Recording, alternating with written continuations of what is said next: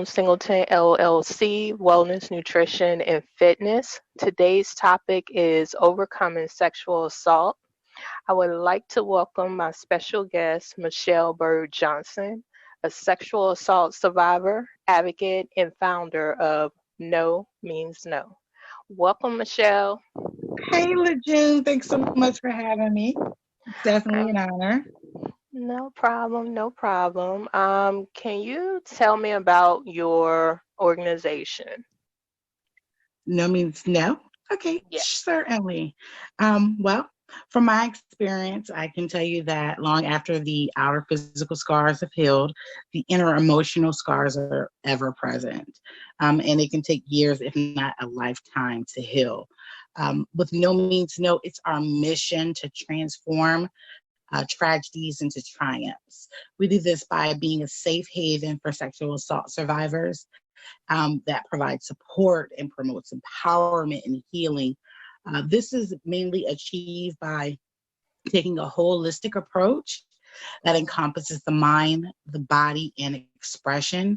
What we found is that such techniques like yoga and meditation, self-defense, visual performing arts, not only do they reflect the different needs and layers of the ones that we serve, but also penetrate the many layers of trauma to help promote healing. And then even more so, at No Means No, we walk alongside survivors in their journey, empowering them to reclaim their power and just reminding them that they're not alone. Okay. And this definitely came about from your experience of being a victim of sexual assault. Can you tell me about how that came about and what happened? Oh, certainly. So for me, my assault took place in May of 2000. I was at a friend's house. At the time, she wasn't there. It was just myself and a male friend of ours. So we're sitting and just kind of talking, hanging out, like we've done probably several times before then. When he started, just making advances. So because it's a friend of mine, I just kind of shoo him off, tell him stop playing, things like that. Um, he started to get a little bit more aggressive with it. And I just kind of still brushed it off, told him to get off. Um, until he just kind of just grabbed me, and it was like this look in his eyes, and all I could think was, no, this honestly cannot be about to happen to me. Um, when I remember, he pushed me down on the couch and I just froze like a deer in headlights. I couldn't scream, I couldn't yell. I just kind of just laid there. For me, it was kind of like this out of body experience where I'm looking down at myself, and I'm at that point I'm yelling at myself, telling me, to do something, to kick them, to do anything. But unfortunately, I just sat there. I mean, I just laid there and just let it kind of happen to me. Ultimately, what stopped him as well as kind of snapped me back into reality was a friend, well, my friend's husband came home from work. And at that point, I just kind of jumped up, ran to the bathroom with my cell phone, and then called the police. And I think what was probably the most devastating thing was, from the bathroom, I could hear my friend's husband telling the guy to leave because I was on the phone calling the police. Um, Pretty much so by the time, of course, the police came, he was gone, and I was just, of course, a wreck. And that, I want to say, that began just my life so much after being sexually assaulted. Okay. And did you go to the hospital afterwards for Definitely. a Yes, definitely. okay. So after giving my police report, I did go to the hospital for um, a forensic exam. Now, one thing I remember was being told that there was no damage, Mm, meaning that it wasn't, he wasn't uh, penetrating me, I guess, hard enough to do any damage, any noticeable damage. understood. So while you could tell that I had had intercourse, I wasn't, there wasn't any damage to my, my vaginal area. So no Um, tearing. right, there was no tearing or anything along that of those lines. Um, so of course I went to after the exam. I left.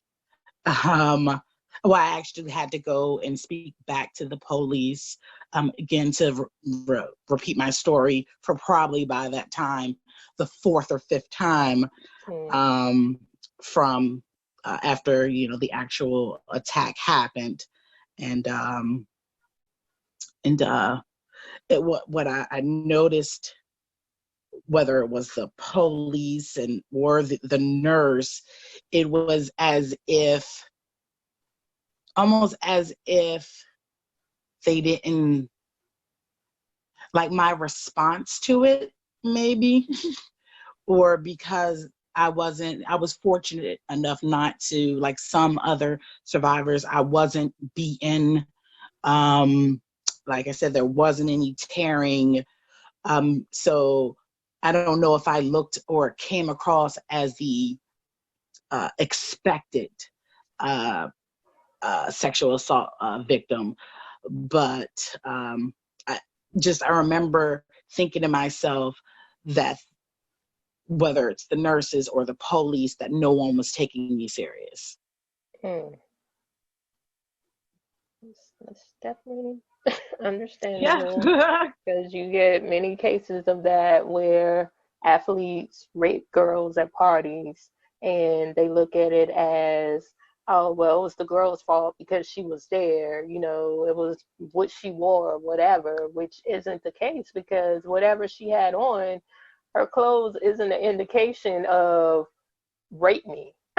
Right, So exactly. yeah, I just think that's crazy. Right, and everyone's assault is not the same. Of course, we see those where you know the victim is beaten. There is that tearing. There is extreme uh, physical scars.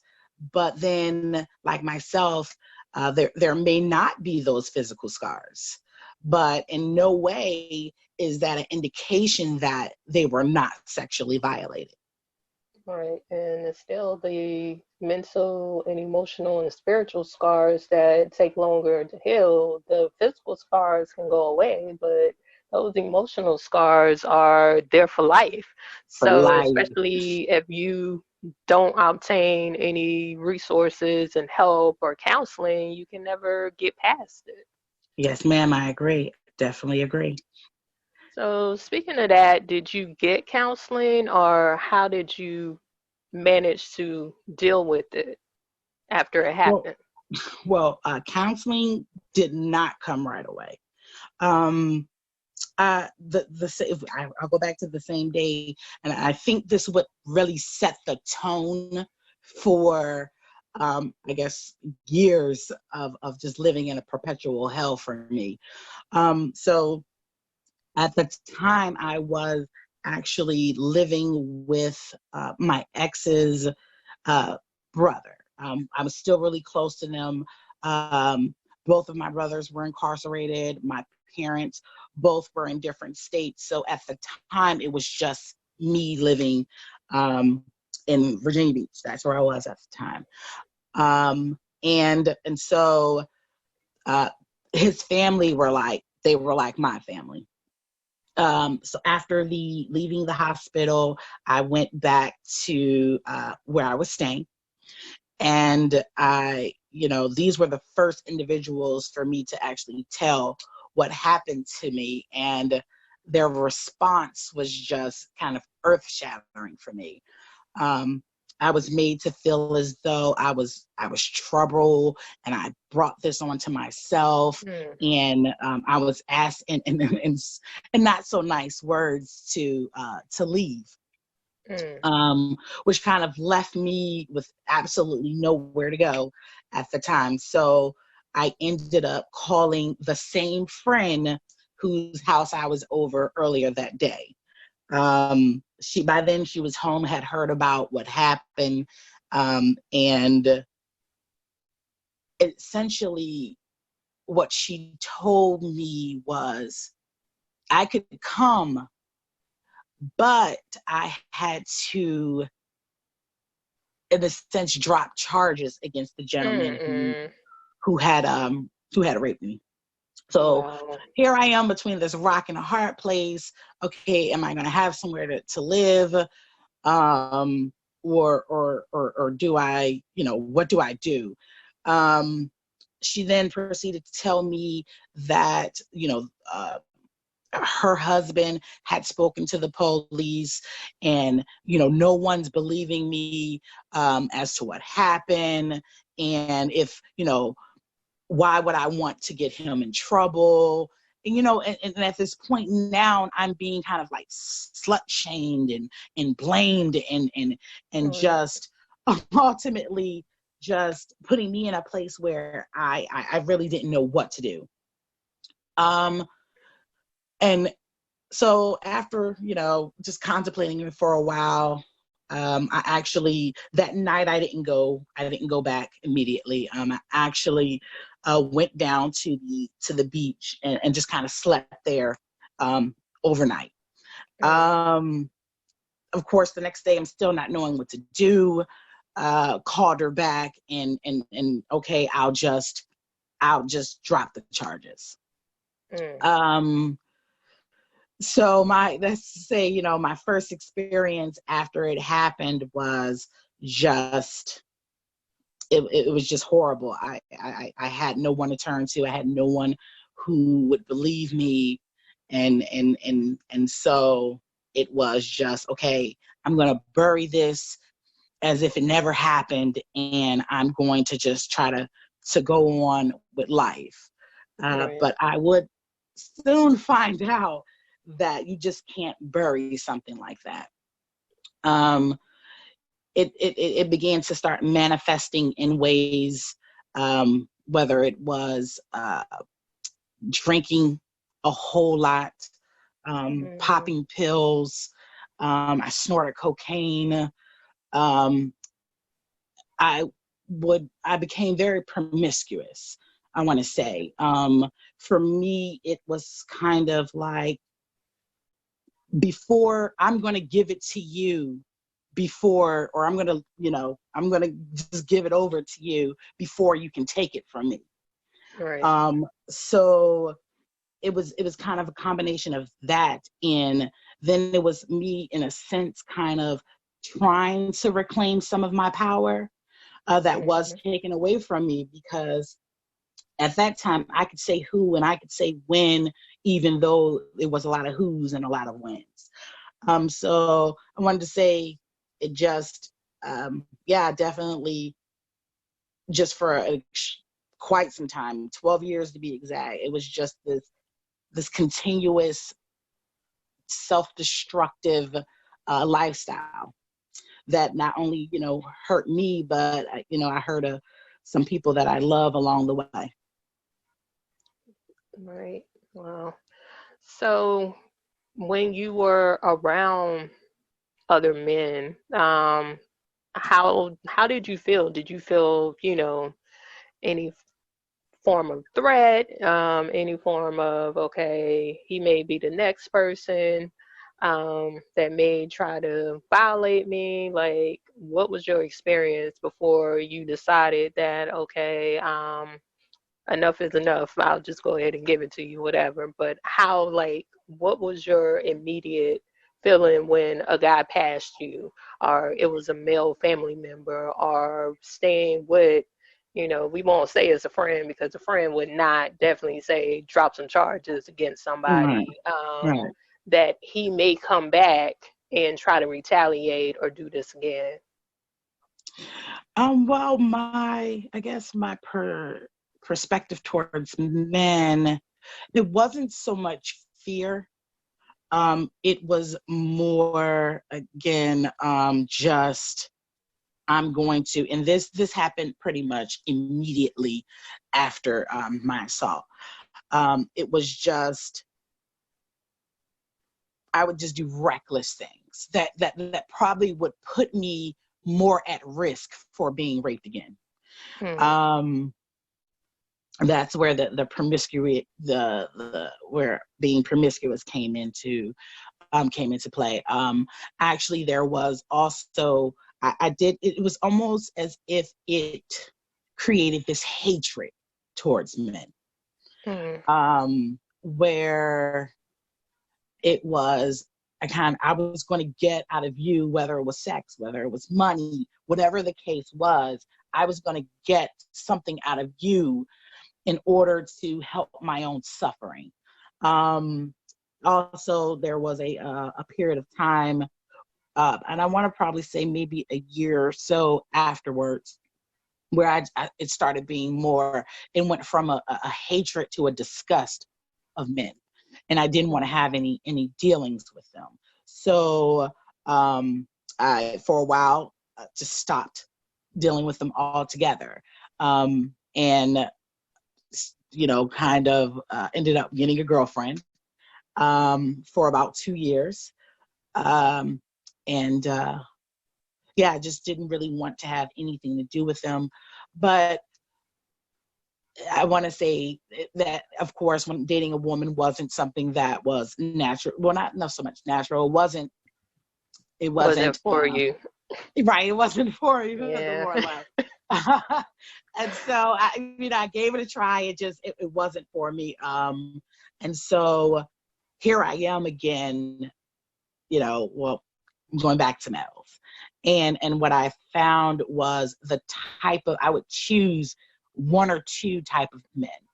I would either choose the one that they were emotionally unavailable. Mm. So, they would pay but so much attention to me, or they challenged me, they kept me kind of running in circles.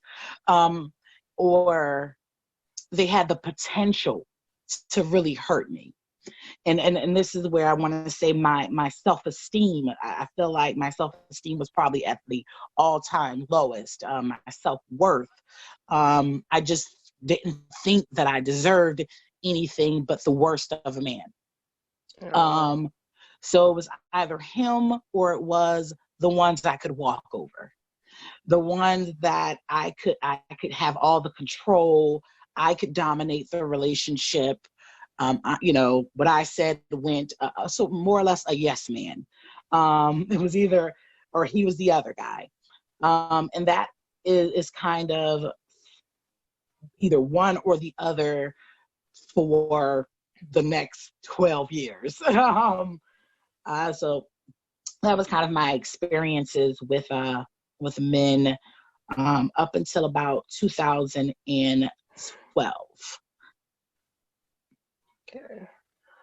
So, were you able to open up to family and friends about this outside of, the incident of living with someone, that you told them and they were like, okay, you got to go. But outside of that, other family and friends, were you able to share that with them? And were they, you know, receptive and caring and about your thoughts and your feelings and just reaching out to you? Well, it took a while for me to be able to tell um, family and friends. I think, but by the time I actually started to confide in people, my behavior was completely reckless. Mm. So I they weren't as receptive as I would have liked them to be. Most people didn't know. I mean, I told very few people. Um, and sometimes if I did finally build up enough courage to tell someone, it would almost be as if their response was they weren't surprised. Mm. So it was just kind of one of those things that I kept to myself for a very long time. And it's funny that you mentioned this because one of my exes, and we're still friends to this day, maybe about a year or so. We're talking, we're just on the phone and we're talking. And I mentioned, I don't remember what we're talking about, but I know I said something along the lines of, when I was raped, and I just continued to go on with the conversation. And so he stopped me. I was like, wait a minute, wait a minute, wait a minute. What did you just say? And so I started back over because I'm thinking, okay, well, maybe you just didn't hear me. Um, and so he stops me and was like, so you were raped? And I was like, oh yeah, and I'm saying it really casually, like, oh yeah, this was back in 2000, way Right. before I met you, da da da. And so he's like, so that explains everything. And and I'm trying to, and I'm like, what are you talking about? And he's just like, it explains so much of why you were the way that you were.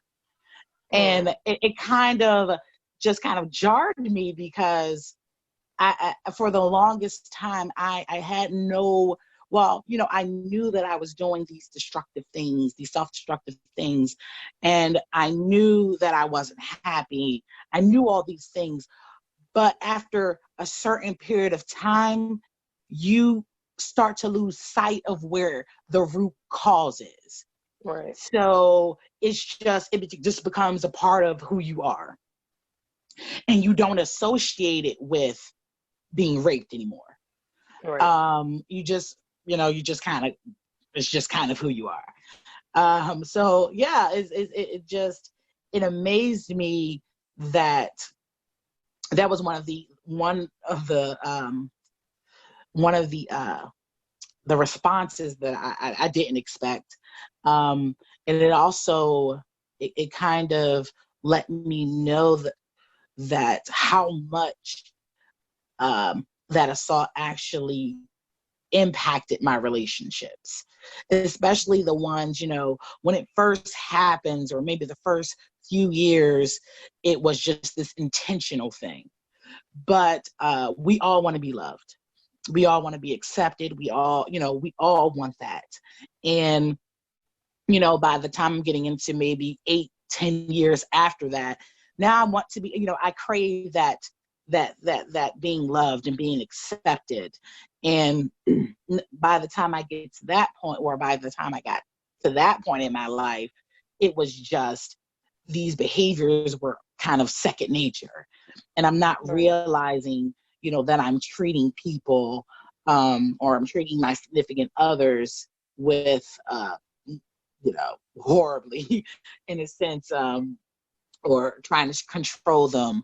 I know I suffered from, and something that I still suffer with, because of this. I suffer at that time, and even now, trust issues and abandonment issues, and Right. again, those self-esteem issues and those self-worth issues. They were so ingrained in me that, you don't realize that how you behave, how you move, how you act is all a result of those things.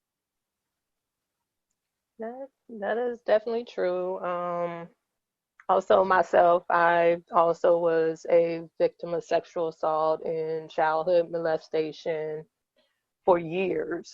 And my behaviors, were basically the same. I treated my relationship, I didn't trust guys at all. Um, had no trust. You know, they got too close. I'm like, okay, you too close unless I liked you. And I was fine with it. If I didn't like you, no, you can't touch me. You can't even talk to me because I don't know what your intentions are. Right.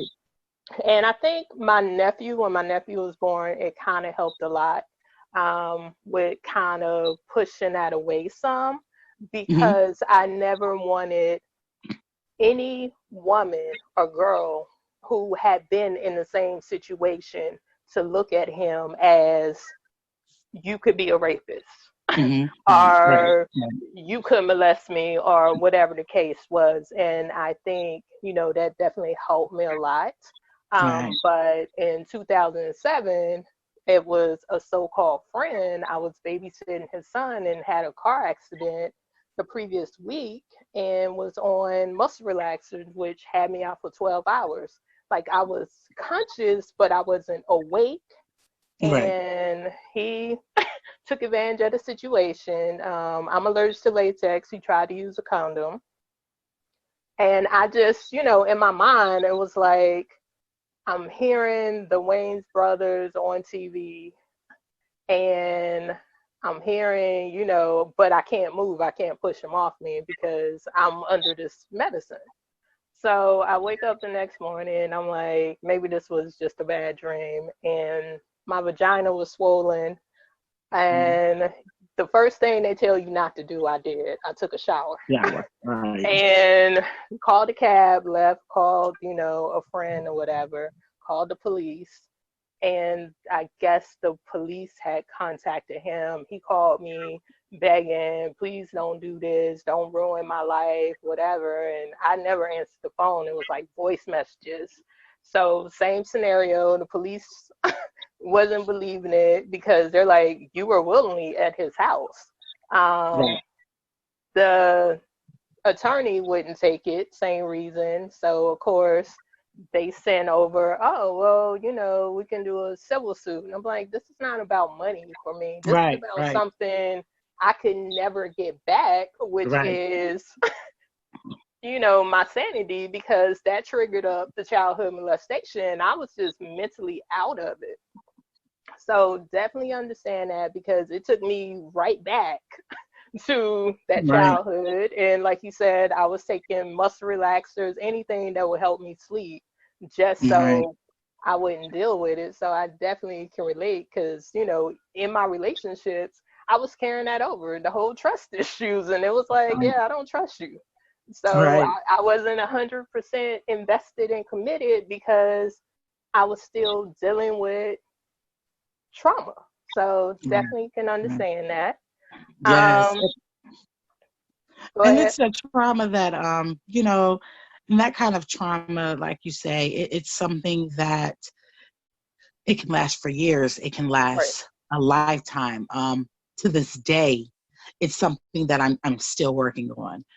For me, I start off keeping you at arm's length because I want to know what your intentions are. And I'm going to keep you at a safe distance until I feel as though it's you're worthy enough, or I can trust you enough to let you in. But for me, it goes from one extreme to the next. Once I let you in, I latch on for dear life almost.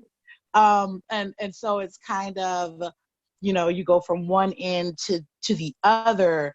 And again, this is something that I know, you know, it wasn't a part of who I was prior to it.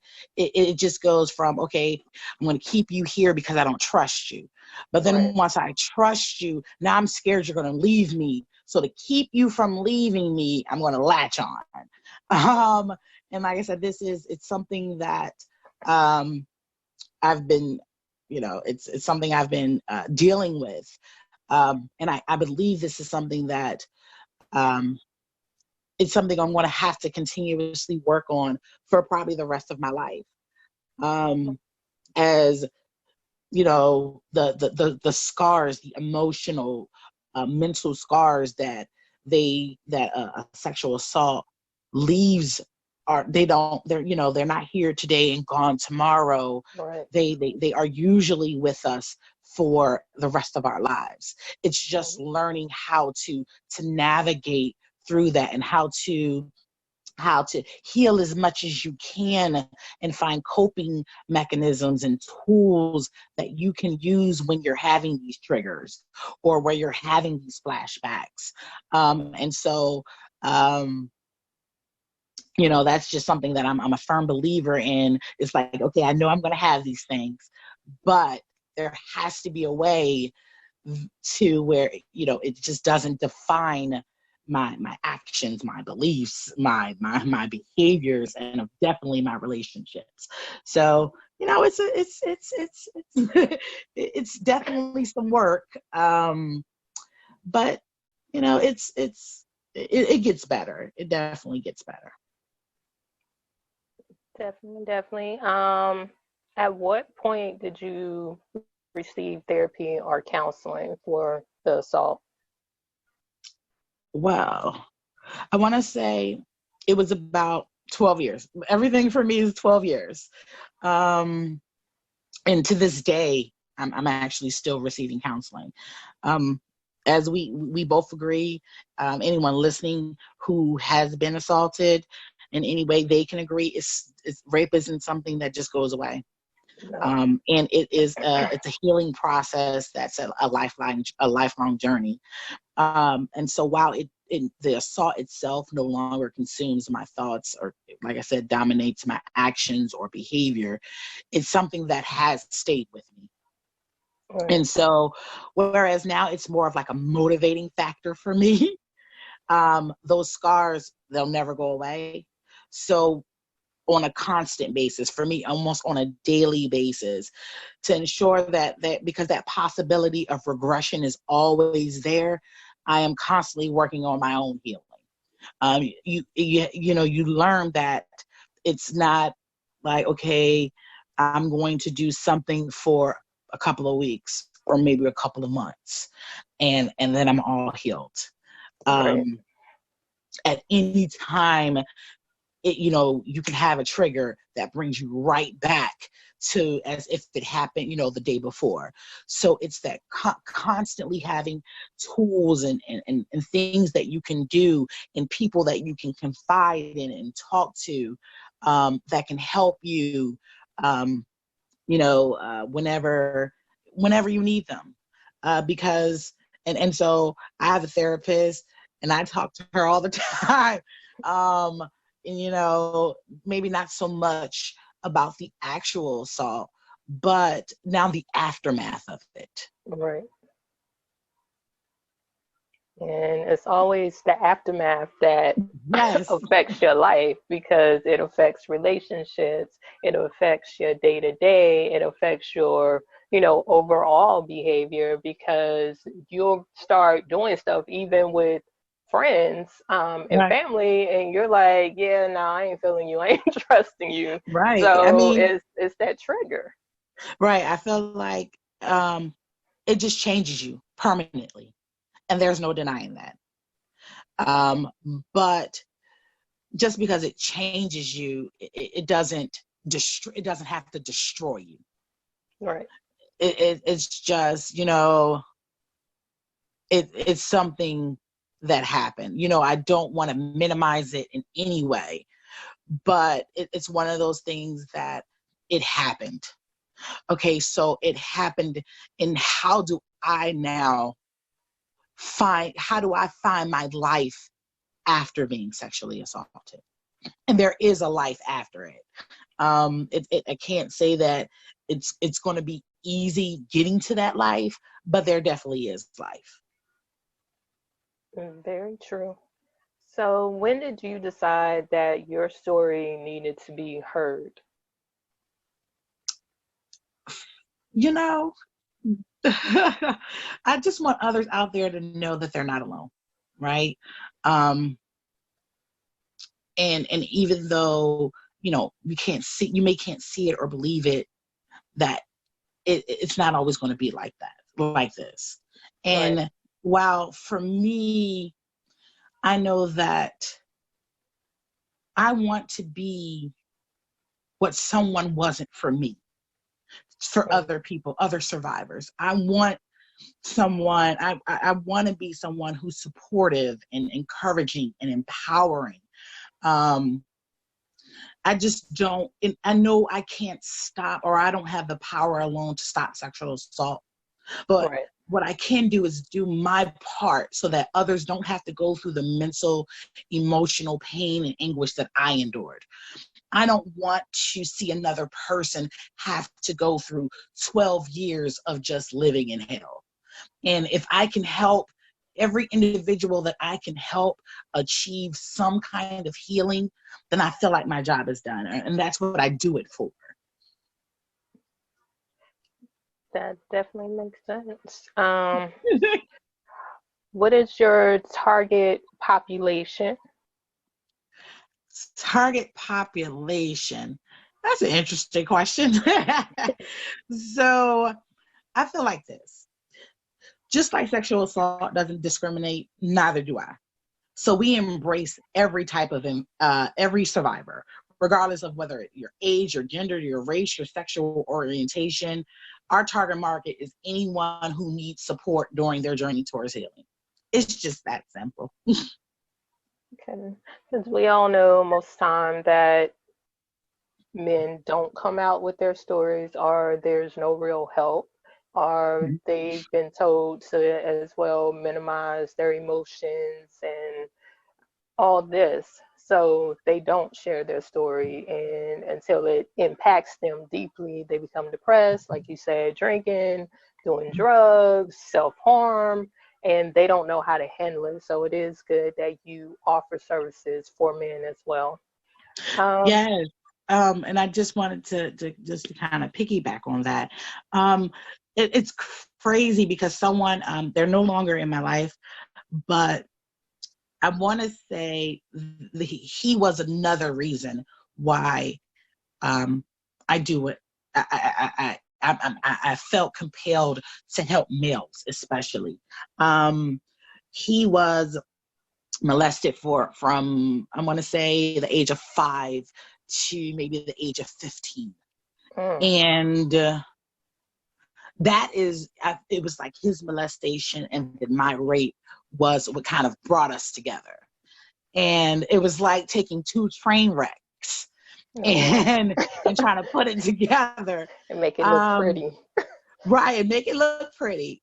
But what I learned from that relationship was, you know, it was just how much men struggle.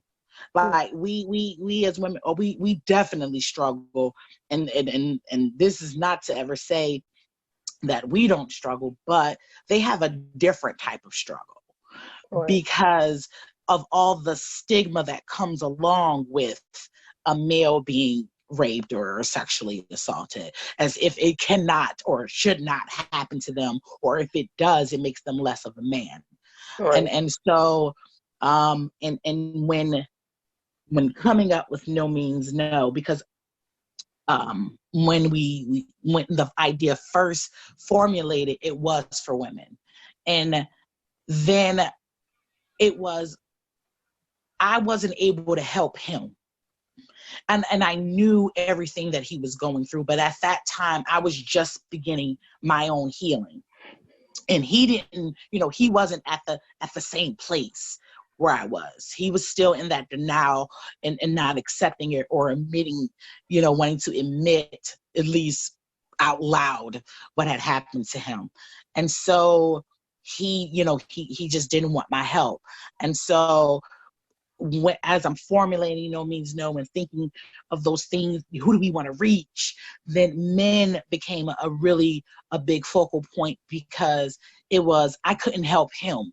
And if I couldn't help him, maybe, once we have, maybe the organization will be able to help people like him. That definitely makes sense. How do you stay focused, encouraged, and positive when someone comes to you and tell you your story? Does that trigger you back, or what goes on in your mind during that time? Well, it's not easy. I can definitely say that. Uh, but I feel like what I do, this is my life's purpose, and it's what God has called me to do. Now, I know this may sound crazy for some, but I feel like my assault happened to me because it was God's way of preparing me for this work. I don't understand it fully, but I do know that, it's something that burns so deep in me that it has, it had to be meant for me. No, don't get me wrong. I don't do any of this without having to take care of myself mentally and emotionally. So there's a lot of prayer, meditation, and self-care. It all goes in to me, being able to remain focused, encouraged, and positive. Mhm. And what would your message be to other survivors of sexual assault? My message. My message would be, well, I have so many messages that I have, and that's a great question. Um, well, I would say first, no matter what, it is not their fault. There is nothing that you can say, nothing you can do, nothing, no way you can dress, nothing you can drink that warrants another person to take advantage of you, to force themselves on you. I would also want to say that you are not alone. Um, and that you don't have to deal with it alone. I had to deal with it alone for a very long time. And, looking back, I wish I would have reached out a little earlier. And so just know that, they're not alone. And definitely that you will find happiness again. You will be able to smile again. You will be able to laugh, love, um, and just be whole. You may not be that person you were before, but you can still love the person who you will become. And where is No Means No? Where is it located?